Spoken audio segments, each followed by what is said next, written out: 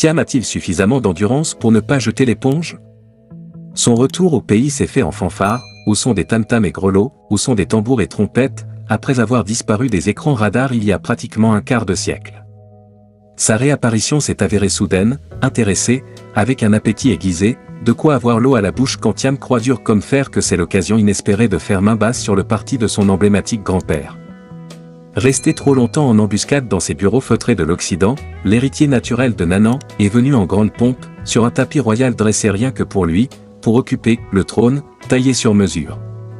Apparemment, on s'est passé le mot, personne ne doit contrarier celui qui fait office de messie, divinement envoyé réécrire les lettres de noblesse de la maison, pour lui redonner enfin son lustre d'antan, dans la perspective de 2025. Quand même, le sang de Nanan coule dans ses veines. Dans la maison, la ferveur est populaire, le lit est bien dressé pour le prince Akoué, tout est mis en œuvre pour lui faire toute la place.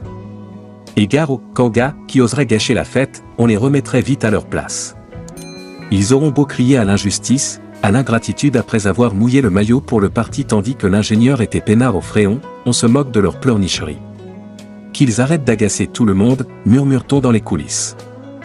D'ailleurs, qu'ils se le tiennent pour dit, ils ne sont pas éligibles, martèle-t-on, peu importe les sacrifices qu'ils ont pu consentir toutes ces années, seul est vraiment éligible, le candidat naturel, le prince Akoué, qui aurait la légitimité historique.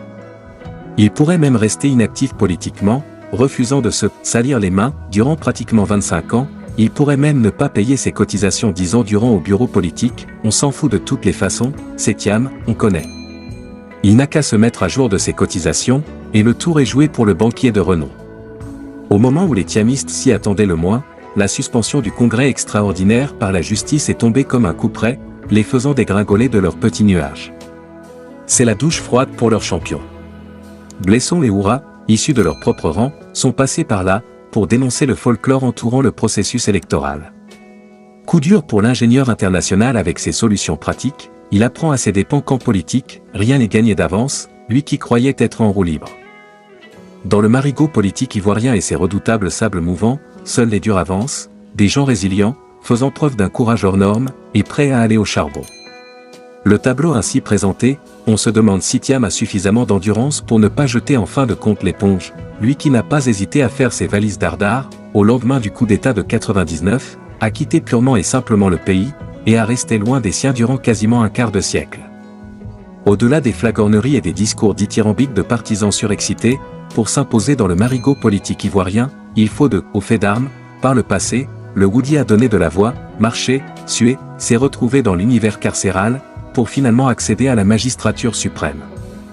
Le bravet de chez lui, a été longtemps combattu, vilipendé, humilié, traîné dans la boue, traité de tous les noms, sans pour autant baisser les bras. Aujourd'hui, il gouverne ce pays, auréolé de ses nombreuses réalisations. Or, pour y parvenir, que d'embûches. Entre nous, Thiam a-t-il la carapace nécessaire pour encaisser des coups? A-t-il la malice indispensable et le cran pour donner quelquefois des coups, pour tenter de déstabiliser l'adversaire? Le Woody en sait quelque chose, lui qui a décidé de ne plus en donner, avec l'usure du temps. C'est sûr, en politique, on n'y entre pas comme dans un dîner gala.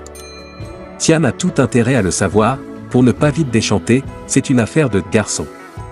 Bienvenue donc à l'ingénieur dans l'arène politique, avec ce petit apéritif qui lui est servi. Il aura certainement droit par la suite, à un repas copieux, à une entrée, au plat de résistance, et forcément à un dessert, reste à espérer qu'il ne fera pas d'indigestion, au moindre bruit.